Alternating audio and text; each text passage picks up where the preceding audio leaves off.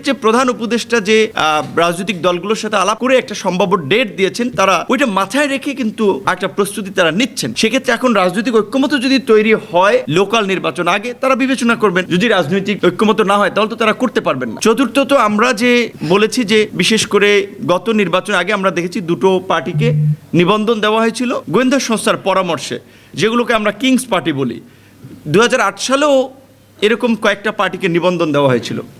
তো এই যে নাম সর্বস্ব পার্টিগুলো যে নিবন্ধন নিয়েছে, এবং এখন আবার বিভিন্ন রাজনৈতিক মহল থেকে আলাপটা হচ্ছে যে একটা আনুপাতিক হারে নির্বাচনের বিষয়ে। তো আনুপাতিক হারে যদি নির্বাচন করে তাহলে একটা ব্যালটে কিন্তু সব রাজনৈতিক দলের আপনার মার্কা থাকবে। তাহলে এখন যদি এখানে এইভাবে যাকে তাকে নিবন্ধন দেয় যেন তেন প্রক্রিয়ায়, যেভাবে আমাদের ব্যাঙের ছাতার মতো কিংবা বলতে পারেন এই রাস্তার পাশে টং দোকানের মতো যে ব্যাংকের অনুমোদনগুলো দিয়েছে বিগত সরকার, যার ফলে এখন অর্থনৈতিক ক্ষেত্রে একটা দুরবস্থা। নির্বাচন কমিশন যদি এইভাবে খালি নিবন্ধন দিতে থাকে, বর্তমানে আমরা যেটা মনে করি যে নিবন্ধন পাওয়ার জন্য যে শর্তটি আছে নির্বাচন কমিশনের, সেটা ভালো বিধান যে 100 উপজেলা এবং মেট্রোপলিটন এলাকা থানায় কার্যক্রম এবং অফিস ও 1/3 জেলা কমিটি, এইটা প্রতিপালন যেসব রাজনৈতিক দল করছে না, হালনাগাদ তথ্য নিয়ে প্রয়োজনে তাদের নিবন্ধনটা স্থগিত করুক। তাহলে ওই যে কিংস পার্টিগুলো কিন্তু অটো বাতিল হয়ে যাচ্ছে।